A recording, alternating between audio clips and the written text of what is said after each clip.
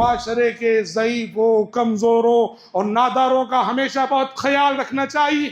خود آپ صلی اللہ علیہ وسلم اپنے بارے میں فرماتے ہیں ابغونی فی الضعفاء، ابغونی فی الضعفاء، مجھے ڈھونڈنا ہو تو اپنے کمزوروں میں ڈھونڈا کرو۔ آپ صلی اللہ علیہ وسلم کے ارد گرد رہنے والوں میں معاشرے کے ضعیف، غریب، یتیم، مسکین سب رہا کرتے تھے، اور آپ فرماتے تھے معاشرے کے مالداروں کو ارباب اثر و رسوخ سے مخاطب ہو کے فرماتے تھے، ابو داؤد کی روایت ہے انما تنصرون وترزقون بضعفائکم بدعائہم وصلاتہم، لوگوں سنو، معاشرے میں تمہارے اپنے سماج میں جو کمزور لوگ ہیں ان کی قدر کرو۔ کیوں؟ اللہ تمہیں روزی دیتا ہے تو ان کی وجہ سے، اللہ رب العالمین تمہاری مدد کرتا ہے تو ان کمزوروں کی وجہ سے۔ یہ ہیں جو نمازوں میں پہلے حاضر ہوتے ہیں، یہ ہیں جو دعائیں کرتے ہیں، ان کی دعائیں نصرت الہی کے نزول کا سبب بنتی ہیں۔ ان کمزوروں کی وجہ سے پورے سماج اور معاشرے کی حفاظت ہوتی ہے۔ انما تنصرون وترزقون بضعفاء، تو کسی کو اس لیے حقیر مت سمجھو کہ پیسہ نہیں ہے اس کے پاس، کسی کو اس لیے حقیر مت سمجھو کہ وہ کسی جھونپڑی میں رہتا ہے، کسی کو اس لیے حقیر مت سمجھو کہ وہ میلے لباس میں رہتا ہے۔ کیا معلوم انہی جھونپڑیوں میں، انہی میلے لباسوں میں کیسے اللہ کے متقی اور اللہ کے محبوب بندے ہوں۔ ان الحمد للہ نحمده ونستعینه ونستغفره ونعوذ بالله من شرور انفسنا ومن سيئات اعمالنا، من يهده الله فلا مضل له ومن يضلل فلا هادي له، واشهد ان لا اله الا الله وحده لا شريك له، واشهد ان محمدا عبده ورسوله، يا ايها الذين امنوا اتقوا الله حق تقاته ولا تموتن الا وانتم مسلمون، يا ايها الناس اتقوا ربكم الذي خلقكم من نفس واحده وخلق منها زوجها وبث منهما رجالا كثيرا ونساء، واتقوا الله الذي تساءلون به والأرحام إن الله كان عليكم رقيبا، يا أيها الذين آمنوا اتقوا الله وقولوا قولا سديدا يصلح لكم أعمالكم ويغفر لكم ذنوبكم، ومن يطع الله ورسوله فقد فاز فوزا عظيما، أما بعد فإن خير الحديث كتاب الله، وخير الهدي هدي محمد صلى الله عليه وسلم، وشر الأمور محدثاتها، وكل محدثة بدعة، وكل بدعة ضلالة، وكل ضلالة في النار۔ أعوذ بالله السميع العليم من الشيطان الرجيم من همزه ونفخه ونفسه، فأتت به قومها تحمله قالوا يا مريم لقد جئت شيئا فريا، يا أخت هارون ما كان أبوك امرأ سوء وما كانت أمك بغيا، فأشارت إليه قالوا كيف نكلم من كان في المهد صبيا، قال إني عبد الله آتاني الكتاب وجعلني نبيا، وجعلني مباركا أينما كنت، وأوصاني بالصلاة والزكاة ما دمت حيا، وبرا بوالدتي ولم يجعلني جبارا شقيا۔ حضرات گرامی، ابھی میں نے آپ کے روبرو سورہ مریم کی کچھ آیتیں پڑھی ہیں۔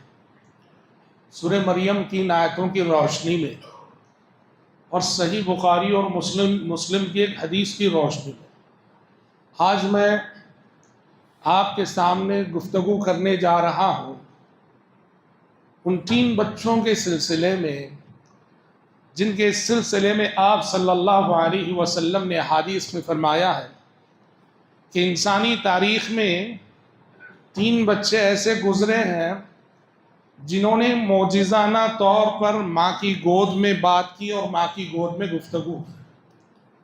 عام طور پر ہوتا یہ ہے، انسان ولادت کے بعد، پیدائش کے بعد، 1 سال 2 سال گزرنے کے بعد دھیرے دھیرے بولنا سیکھتا ہے، پہلے الفاظ بولتا ہے، پھر دھیرے دھیرے جملے بولنے کا سلیقہ اسے آتا ہے، گفتگو اور بات چیت انسان دھیرے دھیرے۔ لیکن 3 واقعات ایسے تاریخ اور ہسٹری میں ہوئے ہیں کہ جہاں ولادت کے فوراً بعد پیدائش کے فوراً بعد بچوں نے ماں کی گود میں معجزانہ طور پر گفتگو کی۔ ان تینوں واقعات میں ہمارے لیے بڑے سبق ہیں، بڑی عبرتیں ہیں۔ اس لیے آج میں اپنے خطبے میں مختصر طور پر ان تین واقعات کا پس منظر کیا ہے، ان تین بچوں کا واقعہ کیا ہے، اور اس میں ہمارے لیے جو سبق ہے انشاءاللہ تعالیٰ ان کی وضاحت کرنے کی کوشش کروں گا۔ بخاری اور مسلم میں حضرت ابو ہریرہ راوی ہے کہ آپ صلی اللہ علیہ وسلم نے کہا کہ تین بچوں نے ماں کی گود میں گفتگو کی ہے، تو اس میں سب سے پہلے تو عیسیٰ علیہ السلام ہے۔ عیسیٰ علیہ السلام کا ماں کی گود میں بولنا، گفتگو کرنا، یہ ہم سب کے نزدیک معروف ہے، لیکن اللہ نے سورہ انبیاء میں ان کی ولادت کے واقعے کی جو تفصیلات، سورہ مریم میں ان کے ولادت کے واقعے کی جو تفصیلات بیان کی ہیں، اس پس منظر میں اگر آپ عیسیٰ علیہ السلام کی ولادت کے واقعے کو دیکھتے ہیں، بڑا عظیم واقعہ، بڑا سبق آموز واقعہ ہے۔ آئیے مختصر طور پہ میں ذکر کرتا چلوں۔ اللہ نے سورہ مریم میں پیارے نبی سے مخاطب ہو کے کہا وَاذْكُرْ فِي الْكِتَابِ مَرْيَمَ إِذِ انْتَبَذَتْ مِنْ أَهْلِهَا مَكَانًا شَرْقِيًّا فَاتَّخَذَتْ مِنْ دُونِهِمْ حِجَابًا، کہ جب اللہ کو منظور ہوا کہ عیسیٰ علیہ السلام کو اب دنیا میں آنا ہے، پیدا ہونا ہے، اور بغیر باپ کے پیدا ہونا، تو جس خاتون کے بطن سے ان کو پیدا کرنے کی اللہ کی مشیت تھی، مریم کے اندر تنہائی پسندی کا مزاج آ گیا۔ مریم لوگوں سے الگ تھلگ رہنے لگی، بیت المقدس کے مشرقی سمت چلی گئی، لوگوں سے ملنا جلنا چھوڑ دیا، بند کر دیا، ترک تعلقات کر لیا۔ فاتخذت من دونہم حجابا، تنہا رہنے لگی۔ یہ سب اللہ کی پلاننگ تھی۔ قرآن کہتا ہے فَأَرْسَلْنَا إِلَيْهَا رُوحَنَا فَتَمَثَّلَ لَهَا بَشَرًا سَوِيًّا، مریم جب تنہائی میں تھی، ہم نے اپنے فرشتے روح الامین جبریل امین کو مریم کے پاس بھیجا، اور جبریل امین یہ خوب روح خوبصورت نوجوان کی شکل میں آگے بڑھے مریم کی طرف۔ قالت انی اعوذ بالرحمن منک ان کنت تقیا، مریم نے دیکھا کہ اس تنہائی میں جہاں کوئی نہیں ہے، ایک خوب روح اور تندرست نوجوان ان کی طرف بڑھ رہا۔ ڈر گئی کہ کہیں کسی غلط ارادے اور برے ارادے سے تو نہیں بڑھ رہا میری طرف، لیکن ساتھ ہی اس لیے کہا انی اعوذ بالرحمن منک، اگر کسی غلط ارادے سے میری طرف بڑھ رہے ہو تو میں رحمان کی پناہ چاہتی ہوں، لیکن ساتھ ہی کہہ دیا ان کنت تقیا، تمہارے سراپا کو دیکھنے سے لگتا تو نہیں ہے کہ تم کوئی غلط انسان ہو۔ قالت انی اعوذ بالرحمن من قالت انی اعوذ بالرحمن ان کنت تقیا، میں رحمان سے پناہ چاہتی ہوں کہ اگر تم برے ارادے سے میری طرف قدم بڑھا رہے ہو۔ جبریل امین نے کہا انما انا رسول ربک لأہب لک غلاما زکیا، کہا کہ مریم میں کوئی بشر اور انسان نہیں، تمہارے رب کا بھیجا ہوا قاصد اور فرشتہ ہوں، اور آج تمہارے رب کی اجازت اور تمہارے رب کے حکم سے تمہیں اولاد ہونی ہے۔ جیسی اولاد کا تذکرہ سنا، مریم نے کہا قالت انا یکون لی غلام ولم یمسسنی بشر ولم اک بغیہ، اولاد کہاں سے ہو؟ نہ میرا نکاح ہوا ہے اور نہ میں بدکار عورت ہوں، جائز اولاد نکاح سے، ناجائز اولاد بدکاری سے، نہ میرا نکاح ہوا ہے نہ میں کوئی بدکار عورت ہوں، اولاد کی کیا بات کر رہے ہو؟ قال انما انا رسول ربک لیہب لک غلاما زکیا، جبریل امین نے کہا کہ مریم یہ فیصلہ ہو چکا ہے، یہ فیصلہ ہو چکا ہے، اللہ کے لیے بغیر باپ کے کسی کو پیدا کرنا، بغیر شوہر کے کسی عورت کے بدن میں حمل ٹھہرانا، یہ اللہ کی مشیت، اللہ کے حکم سے ہو جاتا ہے۔ کہتے ہیں کہ جبریل امین نے اللہ کے حکم سے ایک پھونک ماری، اور اس پھونک کے بعد حضرت مریم کے بطن میں حمل ٹھہر گیا، اور مدت حمل گزرتی گئی، اور جیسے جیسے مدت حمل گزرتی گئی ڈیلیوری کا درد انہیں ستانے لگا۔ قرآن کہتا ہے فجاءها المخاض إلى جذع النخلة قالت يا ليتني مت قبل هذا وكنت نسيا منسيا. ایک تو ڈلیوری کا جو درد ہوتا ہے وہ عورت کے لیے کتنا تکلیف دہ ہوتا ہے، یہ ہم سبھی جانتے ہیں. عورت اپنے رشتہ داروں میں رہ کے کتنی تکلیف سے تھی. یہ تو مریم تنہا ہے، اور اس سے بڑی بات یہ کہ مریم یہ سوچ سوچ کر پریشان ہو رہی تھی کہ بنا شوہر کے بنا نکاح کے اولاد ہو رہی ہے، دنیا کیا کہے گی، دنیا کو کیا جواب دوں میں. اب دیکھو اس وقت ایک پاک دامن عورت کے جذبات کیا ہوتے ہیں. مریم نے کہا یا لیتنی مت قبل هذا وکنت نسیا منسیا. ایک طرف وہ درد ذہن پریشان کر رہا ہے، ولادت کا مرحلہ قریب آ رہا ہے، اس پریشانی میں مبتلا ہے، اور دوسری طرف یہ تصور انہیں ستائے جا رہا ہے کہ دنیا کیا کہے گی، دنیا کی اب کتنی تہمتیں سننی پڑیں گی، کتنے الزامات مجھے برداشت کرنے ہوں گے. کہنے لگی یا لیتنی مت قبل هذا، کاش کہ مجھے زندگی میں یہ دن دیکھنا نصیب نہ ہو، کاش کہ میں آج سے پہلے مر گئی ہوتی. وَكُنْتُ نَسْيًا مَنْسِيًّا، دنیا میں مجھے کوئی جاننے والا نہ ہوتا، دنیا مجھے فراموش کر چکی ہوتی. ایک پاک دامن عورت کے جذبات کی سچی تصویر کشی ہے. قرآن کہتا ہے مریم جب بے چین ہوئی اور موت کو یاد کرنے لگی، فَنَادَاهَا مِن تَحْتِهَا أَلَّا تَحْزَنِي قَدْ جَعَلَ رَبُّكِ تَحْتَكِ سَرِيًّا. جبریل امین نے رب کے حکم سے آواز دی، مریم غم نہ کرنا، مریم غم نہ کرنا، قَدْ جَعَلَ رَبُّكِ تَحْتَكِ سَرِيًّا. یہ دیکھو اللہ نے تمہارے قدموں کے نیچے یہ پانی کا چشمہ بہا دیا. قَدْ جَعَلَ رَبُّكِ تَحْتَكِ سَرِيًّا، یہ پانی پیتی رہو. وَهُزِّي إِلَيْكِ بِجِذْعِ النَّخْلَةِ تُسَاقِطْ عَلَيْكِ رُطَبًا جَنِيًّا. اور مریم جب بھوک لگے، یہ جو کھجور کا درخت ہے اسے پکڑ کے ہلانا، کھجوریں گریں گی، کھجوریں کھانا اور یہ پانی پینا. مریم سے کہا جا رہا کھجور کے درخت کو پکڑ کے ہلانا، کھجوریں گریں گی اور کھجوریں کھانا. آپ نے اگر کھجور کا درخت دیکھا ہو، مریم تو پھر بھی عورت ہے، گاما پہلوان کی بھی مجال نہیں کہ اس کو ہلا سکے، گاما پہلوان کی بھی مجال نہیں کہ اس کو ہلا سکے. اور اگر فرض کرو کوئی ہلانے میں کامیاب بھی ہو گیا، کھجور کوئی املی نہیں کہ ہلنے سے گر جائے، کھجور کی گرفت اپنے خوشے سے بڑی مضبوط ہوتی ہے. مریم جیسے ایک کمزور عورت سے، حاملہ عورت سے، درد ذہن میں مبتلا عورت سے کہا جا رہا ہے کہ کھجور کے درخت کو پکڑ کے ہلانا، کھجوریں گریں گی. مطلب یہ ہوا کہ مریم ہلا تو نہیں سکتی ہو، ہلانے کی کوشش تو کر سکتی ہو، ہلا تو نہیں سکتی ہو، ہلانے کی کوشش تو کر سکتی ہو. تمہارے بس میں جتنا ہے وہ تم کرو، باقی ہم کر لیں گے. اسی لیے اہل علم نے کہا یہ حضرت مریم کی کرامات میں سے یہ بات ہے کہ وہ کھجور کے تنے کو پکڑ کے ہلانے کی کوشش کرتی تھی اور کھجور گرا کرتے تھے. حضرت مریم کی کرامات. جبریل امین نے کہا فَكُلِي وَاشْرَبِي وَقَرِّي عَيْنًا، یہ پانی ہے پیو، یہ کھجوریں کھاؤ، مطمئن رہو، پریشان نہ ہو. اب رہا دوسرا مسئلہ، لوگ کیا کہیں گے. بچے کو جب میں لے جاؤں گی دنیا کیا کہے گی، کیا کیا سننا نہیں پڑے گا، کیا کیا سہنا نہیں پڑے گا. اس کا حل بھی اللہ نے بتایا. فَإِمَّا تَرَيِنَّ مِنَ الْبَشَرِ أَحَدًا فَقُولِي إِنِّي نَذَرْتُ لِلرَّحْمَنِ صَوْمًا فَلَنْ أُكَلِّمَ الْيَوْمَ إِنسِيًّا. کہا کہ مریم جب اس بچے کو لے کے لوگوں کے پاس جاؤ نا، بس دنیا کچھ بھی کہے، لوگ کچھ بھی کہیں، تم خاموش رہنا. کہہ دینا کہ میں نے خاموشی کا روزہ رکھنے کی نظر مان لی ہے، میں کسی سے بات نہیں کروں گی. پچھلی شریعتوں میں جائز تھا خاموشی کا روزہ.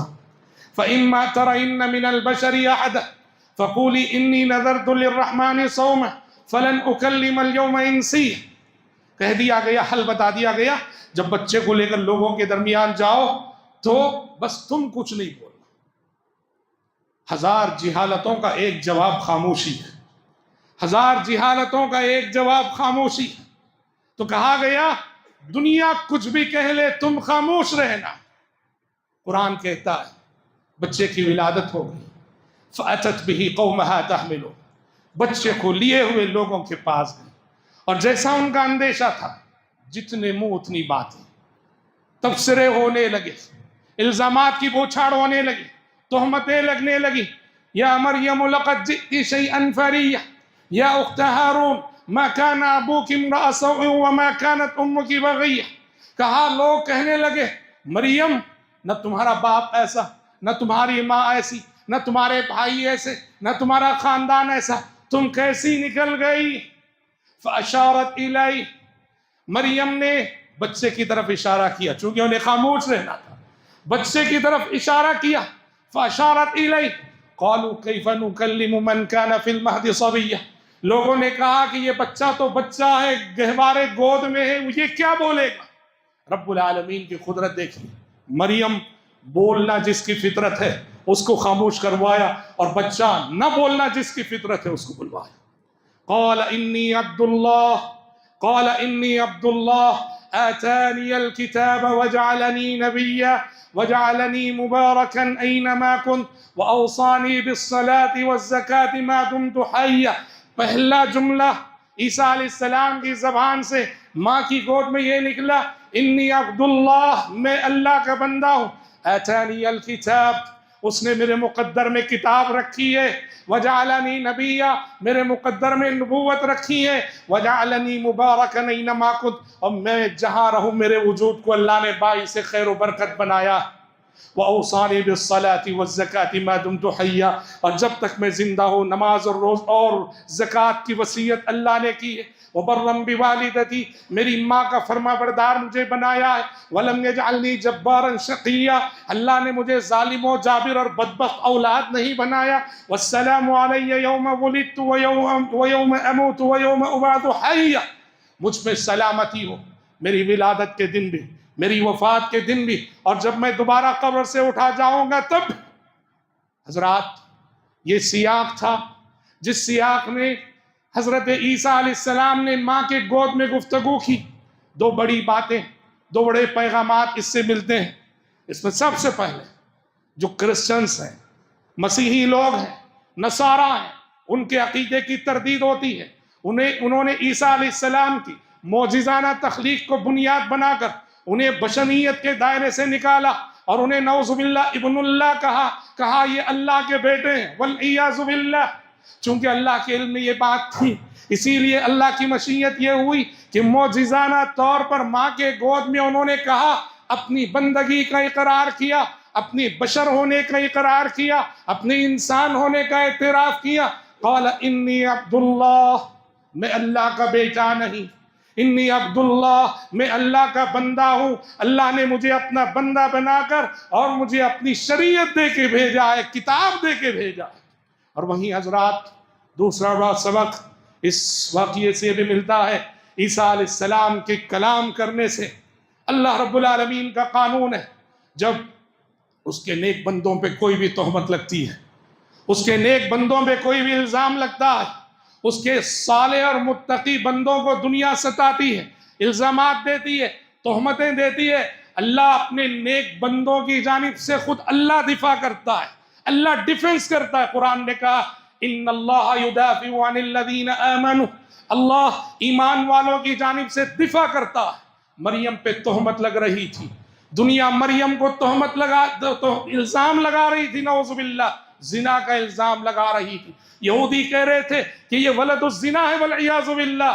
تو رب العالمین نے ان کے دفاع کا یہ سامان کیا کہ بے زبانوں کو اللہ نے زبان دی، بے زبانوں کو زبان دے کر اللہ رب العزت نے مریم کا دفاع کیا. اور یہ اللہ کا قانون ہے کہ اللہ کے نیک بندوں پہ جب بھی اس طرح کی تہمتیں لگتی ہیں، اللہ اپنی مخلوق کو بلواتا ہے اور اپنی مخلوق کی زبانی اپنے نیک بندوں کی برات کا اللہ تبارک و تعالی اعلان کرتا ہے. یہ پہلا بچہ جس نے کہ ماں کی گود میں گفتگو کی، اور اس میں عقیدے کے حوالے سے اتنا بڑا میسج اور اتنا بڑا پیغام کہ ان کی معجزانہ تخلیق کو بنیاد بنا کر انسانوں کی ایک بڑی تعداد انہیں نعوذ باللہ الوہیت کے درجے پہ فائز کر رکھی ہے. تو قرآن مجید عیسیٰ علیہ السلام کی یہ حقیقت بتاتا. اسی لیے سیرت کی کتابوں میں آتا ہے نا، آپ نے پڑھا ہے کہ جب حضرت جعفر طیار نے شاہ حبش نجاشی جو کہ کرسچن بادشاہ تھے، ان کے دربار میں سورہ مریم سنائی تو اللہ اکبر، سوچو حضرت عیسیٰ علیہ السلام کی ولادت کا یہ نقشہ جو کھینچا گیا ہے، تو روایتوں میں آتا ہے کہ نجاشی زاروں قطار رونے لگے، زاروں قطار رونے لگے، اور انہوں نے زمین سے ایک کاڑی اٹھائی اور کہا اللہ کی قسم، عیسیٰ علیہ السلام کی حقیقت میں اور قرآن کے بیان میں اتنا بھی فرق نہیں، عیسیٰ علیہ السلام بس وہی تھے جو قرآن نے بتایا ہے، یہی آیتیں ہیں جس نے جو ایک بادشاہ کی ہدایت کا ذریعہ بنی، شاہ حبش نجاشی اسی تفصیل کو سن کر اور انہی آیتوں کو سن کر مشرف اسلام ہوئے تھے۔ دوسرا بچہ جس کا تذکرہ حدیث میں ہوا ہے حضرت ابو ہریرہ کی، یہ صاحب جریج۔ آپ نے جریج کا واقعہ سنا۔ جریج بنو اسرائیل کے ایک اللہ کے ولی، بڑے نیک انسان، بڑے متقی انسان، بلکہ اہل علم نے لکھا من اولیاء اللہ، بنو اسرائیل کے ان لوگوں میں شمار ہوتا تھا جنہیں اللہ کا ولی کہا جاتا، بڑے عبادت گزار تھے۔ کیا ہوا ان کے ساتھ؟ ہوا یہ، ایک مرتبہ یہ اپنی عبادت خانے میں عبادت کر رہے تھے، ماں کو کوئی ضرورت تھی، ماں نے پکارا، ماں نے آواز دی جریج، نماز میں جاری تھی جریج نے سوچا کہ ماں بلا رہی ہے، نماز توڑ کے جاؤں یہ نماز کنٹینیو کروں، سوچا کہ نماز کنٹینیو کریں گے۔ ماں نے دوسری مرتبہ بھی پکارا جریج، نماز جاری تھی، سوچا نماز کنٹینیو کریں گے۔ ماں نے تیسری مرتبہ پکارا جریج، سوچا کہ ماں بلا رہی ہے، نماز جاری ہے، کیا کرو، نماز کنٹینیو۔ 3 مرتبہ جب ہو گیا، ماں کی زبان سے بد دعا نکل گئی۔ ماں نے کہا اللہ تجھے مرنے سے پہلے کسی زانیہ کا منہ دکھا دے، مرنے سے پہلے کسی زانیہ سے تیرا سابقہ پڑ جائے۔ ماں کی زبان سے جملہ نکلا اور لگ گئی بد دعا، لگ گئی۔ کیسے لگی؟ جہاں جریج کا عبادت خانہ تھا، اسی کے ارد گرد ایک لونڈی بکریاں چرایا کرتی تھی، اس کو نعوذ باللہ غلط اور ناجائز تعلقات کے ذریعے بچہ ہوا، لوگ پکڑ کے بادشاہ کے دربار میں لے گئے اور اس سے پوچھا گیا کہ تیرے ساتھ کس نے ناجائز تعلقات قائم کی؟ اس کی زبان سے جریج کا نام نکل گیا، جریج کا نام نکل گیا، اور لوگوں کو اس لیے یقین ہو گیا کہ وہ جریج کے عبادت خانے کے اطراف ہی بکریاں چرایا کرتی تھی۔ لوگ آئے، جریج کو عبادت خانے سے باہر نکالا اور جریج کو گالیاں دینے لگے، تانے دینے لگے، اور جریج کا پورا عبادت خانہ توڑ پھوڑ کے رکھ دیا کہ اپنے آپ کو اتنے عبادت گزار ظاہر کرتے اور اندر تمہاری ایسی کالی حرکتیں، کالے کرتوت۔ جریج سمجھ گئے وہ واقعی اللہ کے ولی تھے، وہ واقعی متقی انسان تھے، وہ سمجھ گئے کہ ماں نے جو کہا تھا اس دن کہ مرنے سے پہلے تیرا سابقہ کسی زانیہ سے پڑ جائے، یہ ماں کی بد دعا ہے جو اپنا رنگ دکھا رہی ہے۔ وہ سمجھدار تھے، اللہ سے ان کا تعلق مضبوط تھا، سیدھے گئے، وضو کیا، وضو کرنے کے بعد 2 رکعت نماز پڑھی، اور نماز پڑھ کے سیدھے چلے آئے اس لونڈی کے پاس جس کے گود میں بچہ تھا، اور اس بچے سے مخاطب ہو کے کہا سچ بتا تو کس کی اولاد ہے؟ اس بچے کو اللہ نے گویائی عطا کی، اس بچے نے معجزانہ طور پر گفتگو کرتے ہوئے اس شخص کا نام لیا، اس انسان کا نام لیا جس نے کہ اس لونڈی کے ساتھ منہ کالا کیا تھا۔ یہ معجزہ دیکھ، یہ کرشمہ دیکھ، لوگوں نے جریج سے معافی مانگی، جریج کی برات کا انہیں یقین ہو گیا، اور لوگوں نے جریج سے کہا اجازت ہو تو تمہارا یہ عبادت خانہ ہم سونے چاندی کا بنا دیں گے، اجازت دیجیے، مٹی کا تھا جو ہم پھوڑے اور توڑے تھے، اب اجازت دو سونے چاندی کا بنا دیں گے۔ جریج نے کہا کہ نہیں مٹی کا ہی بنا دو۔ یہ واقعہ، دوسرا واقعہ جس میں بچے نے گفتگو کی، اس واقعے میں حضرات ہمارے لیے، آپ کے لیے، ہماری زندگیوں کے لیے بڑے سبق ہیں۔ کیا ہے سبق؟ سب سے پہلا سبق، اہل علم کہتے ہیں ماں باپ کی اطاعت کے حوالے سے قانون ہے کہ ماں باپ کی اطاعت نفل عبادت سے زیادہ افضل ہے۔ ایک طرف ماں باپ کسی بات کا حکم دے رہے ہو اور دوسری طرف کوئی نفل عبادت ہو تو نفل عبادت پر ماں باپ کے حکم کو ترجیح دینا چاہیے۔ جریج سے وہی غلطی ہوئی، نفل نماز پڑھ رہے تھے، ماں نے آواز دی، چاہیے تو یہ تھا کہ نماز چھوڑ کے فوراً جاتے، اور یہی حق اللہ کے رسول کا بھی تھا۔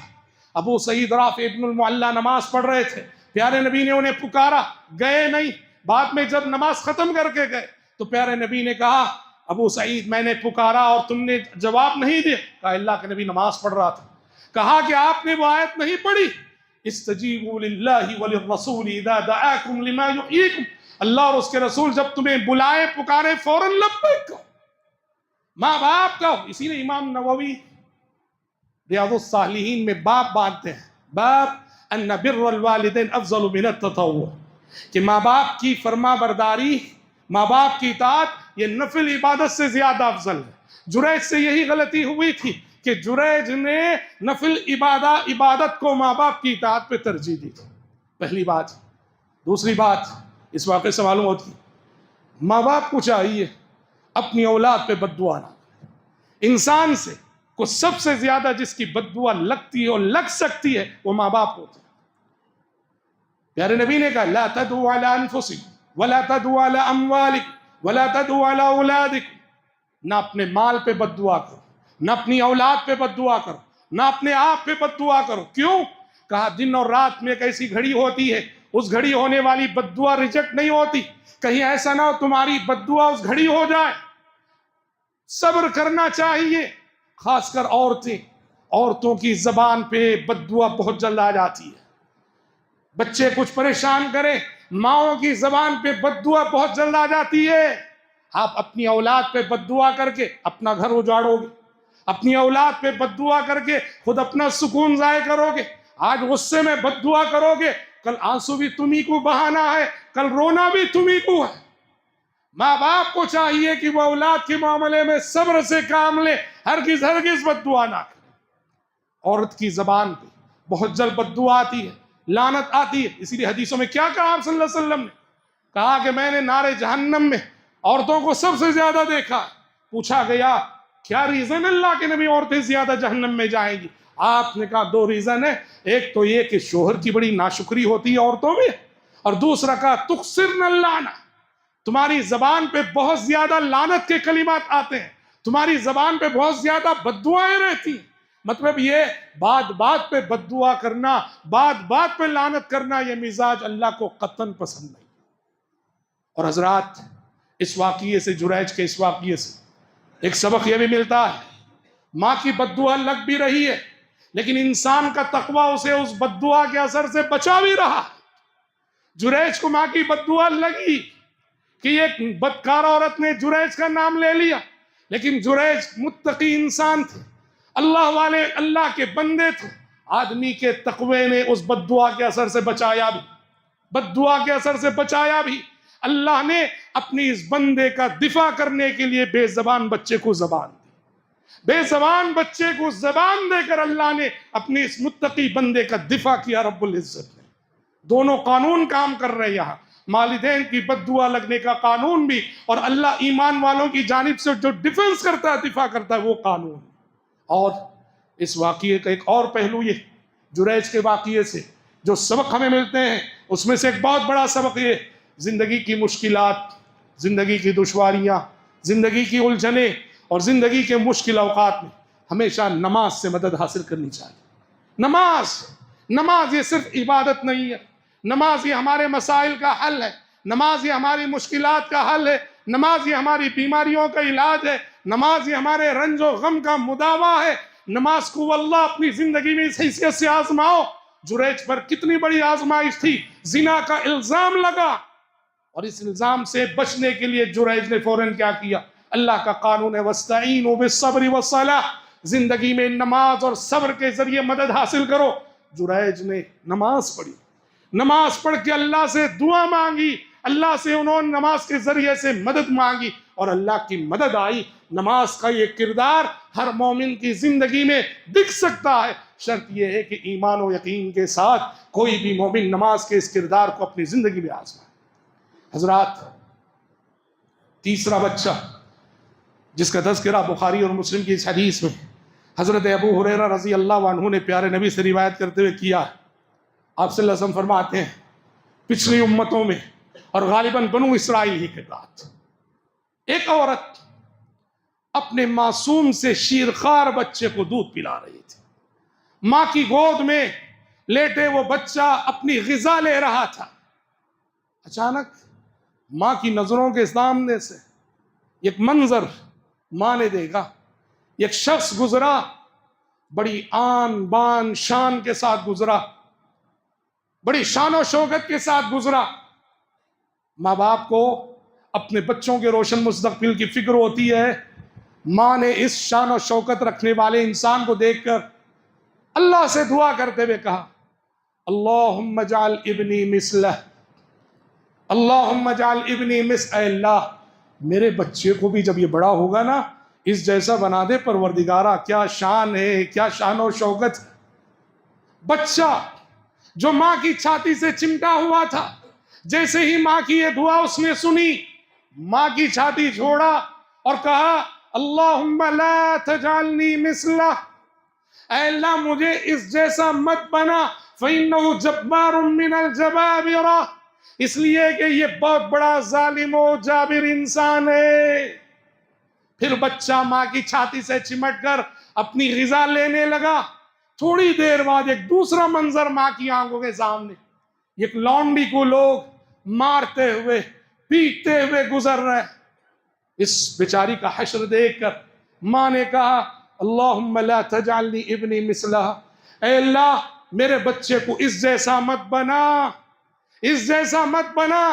بچہ جو اپنی غذا لے رہا تھا ماں کی چھاتی کو چھوڑا اور فوراً کہا اللہم اجعلنی مثلہ، اے اللہ مجھے اس جیسا بنا دے.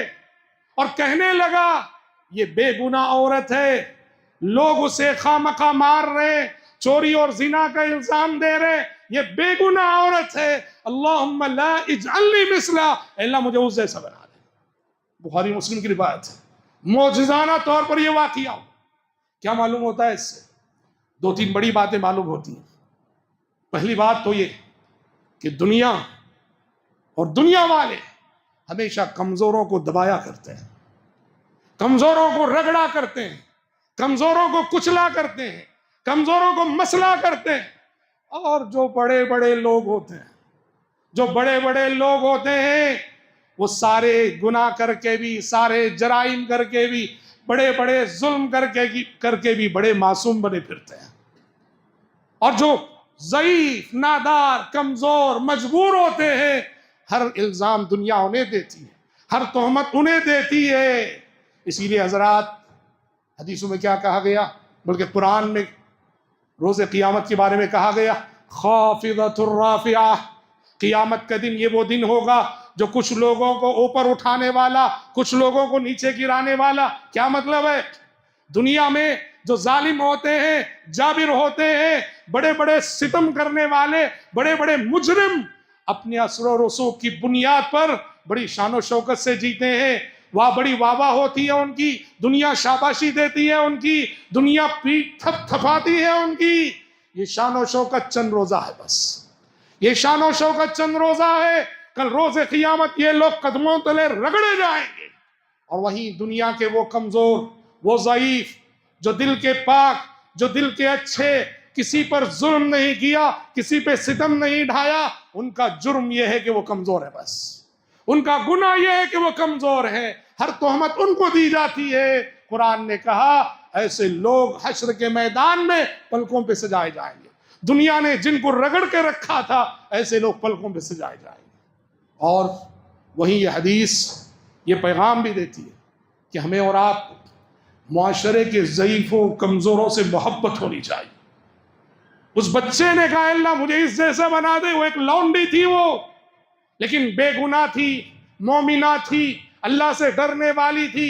اسی کی بعض روایتوں میں آتا ہے لوگ اسے مار رہے تھے اور اس کی زبان سے نکل رہا تھا حسبی اللہ، حسبی اللہ، اللہ میرے لیے کافی ہے، اللہ میرے لیے کافی ہے. یہ حدیث پیغام دیتی ہے اس بچے نے کہا اللہ مجھے اس جیسا بنا دے. معاشرے کے ضعیفوں، کمزوروں اور ناداروں کا ہمیشہ بہت خیال رکھنا چاہیے. خود آپ صلی اللہ علیہ وسلم اپنے بارے میں فرماتے ہیں ابغونی فی الضعفاء، ابغونی فی الضعفاء، مجھے ڈھونڈنا ہو تو اپنے کمزوروں میں ڈھونڈا کرو. آپ صلی اللہ علیہ وسلم کے ارد گرد رہنے والوں میں معاشرے کے ضعیف، غریب، یتیم، مسکین سب رہا کرتے تھے، اور آپ فرماتے تھے معاشرے کے مالداروں کو ارباب اثر و رسوخ سے مخاطب ہو کے فرماتے تھے، ابو داؤد کی روایت ہے، انما تنصرون وترزقون بضعفائکم بدعائہم وصلاتہم، لوگوں سنو، معاشرے میں تمہارے اپنے سماج میں جو کمزور لوگ ہیں ان کی قدر کرو. کیوں؟ اللہ تمہیں روزی دیتا ہے تو ان کی وجہ سے، اللہ رب العالمین تمہاری مدد کرتا ہے تو ان کمزوروں کی وجہ سے. یہ ہیں جو نمازوں میں پہلے حاضر ہوتے ہیں، یہ ہیں جو دعائیں کرتے ہیں، ان کی دعائیں نصرت الہی کے نزول کا سبب بنتی ہیں.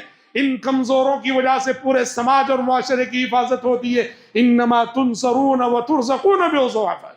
تو کسی کو اس لیے حقیر مت سمجھو کہ پیسہ نہیں ہے اس کے پاس، کسی کو اس لیے حقیر مت سمجھو کہ وہ کسی جھونپڑی میں رہتا ہے، کسی کو اس لیے حقیر مت سمجھو کہ وہ میلے لباس میں رہتا ہے. کیا معلوم انہی جھونپڑیوں میں، انہی میلے لباسوں میں کیسے اللہ کے متقی اور اللہ کے محبوب بندے ہوں. تو حضرات یہ حدیث جیسے میں نے کہا 3 واقعات کی طرف اشارہ کرتی ہے، اور ان تینوں واقعات میں بڑے پیغامات ہیں. اس کے علاوہ بھی ایک چوتھا واقعہ بھی ذکر کیا جاتا ہے اصحاب الاخدود کا. وہاں بھی بچے نے بات کی تھی. اہل علم وہاں اختلاف کرتے ہیں کہ وہ بات معجزانہ طور پر تھی یا پھر وہ بچہ بات کرنے کے مرحلے میں داخل ہو گیا تھا، وہ ایک اختلافی مسئلہ ہے. اس کے علاوہ اور کچھ بچے ہیں، ایتھنٹک روایتیں نہیں ہیں، تفسیری اقوال ہیں، جیسے حضرت یوسف علیہ السلام کے واقعے میں اس طرح دوسرے. لیکن یہ جو 3 واقعات ہیں یہ بالکل سمجھیے کہ ایتھنٹک واقعات ہیں، مستند روایتوں سے ثابت ہیں، اور یہ واقعات میرے لیے، آپ کے لیے، ہماری اور آپ کی عملی زندگی کے لیے بڑے سبق رکھتے ہیں. رب العزت سے ہم دعا کرتے ہیں کہ رب العزت کتاب و سنت میں آئے ہوئے ان جیسے واقعات سے مجھے اور آپ کو اپنی عملی زندگی کے لیے زیادہ سفر تیار کرنے، توشہ تیار کرنے اور اسباق حاصل کرنے کے اللہ ہم سب کو توفیق عطا فرمائے. اللہم آمین. حضرات، میں خطبے کے اختتام پر ایک اعلان کرتے ہوئے بڑی خوشی اور مسرت محسوس کر رہا ہوں، اور بڑی خوشی اور مسرت کے ساتھ یہ اعلان میں کر رہا ہوں. آپ سب کے علم میں ہے آپ کی یہ مسجد سلفیہ جس کا ماضی بڑا روشن ہے. جب سے یہ مسجد قائم ہوئی الحمدللہ یہاں سے جو کام ہوا ہے، یہاں سے جو خدمات ہوئی ہیں، اور یہاں سے جو ہو رہی ہیں خدمات، بہت ہی لائق صد شکر ہے. الحمدللہ آپ دیکھ رہے ہیں کہ مسجد اپنی تنگ دامنی کا شکوہ کرتی ہے جمعہ کے موقعوں پر، جلسوں کے موقعوں پر. اور شہروں کی بات اگر کریں، آئندہ آنے والے ایام میں کسی بھی مسجد کی توسیع کے لیے زمین خریدنا اتنا ہی بڑا چیلنج ہوتا ہے. جتنا جلد ممکن ہو سکے زمین خرید لینا چاہیے. ذمہ داروں نے، آپ سب کے علم میں ہے کہ یہاں قبلے سے متصل جو زمین ہے 4800 اسکوائر فٹ توسیع کے لیے یہ جگہ خریدی ہے. اس کا سودا ہوا ہے. جگہ بہت بڑی ہے، 4800 اسکوائر فٹ، اور قیمت بھی بہت بڑی ہے. 6 کروڑ 60 لاکھ روپے، 60 لاکھ ایڈوانس ادا کر دیے گئے، 6 کروڑ روپے اب ادا کرنے. میں آپ سبھی احباب سے گزارش کرتا ہوں، مسجد سلفیہ اور مسجد سلفیہ کے مصلیان اس حیثیت سے پورے شہر میں جانے جاتے ہیں کہ آپ لوگوں نے نہ صرف شہر کی دوسری مساجد کو بلکہ ہمارے صوبے سے آنے والے بہت سارے ذمہ داران مساجد کو آپ نے ہمیشہ بہت خوش کیا ہے. آپ اتنا دیتے ہیں. ہم نے ہمیشہ یہی سنا ہے، یہاں جو بھی مسجد مدرسے کے تعاون کے لیے آیا ہے آپ نے اس کو ہمیشہ بہت خوش کر کے بھیجا ہے، بہت دل کھول کے دیتے ہیں. اور پورے بنگلور میں مسجد سلفیہ کے مصلیوں کا اس حیثیت سے امتیاز ہے. تو آپ نے شہر کی دوسری مساجد کے لیے، صوبے کی دوسری مساجد کے لیے پچھلے سالوں میں اتنا قیمتی تعاون پیش کیا ہے.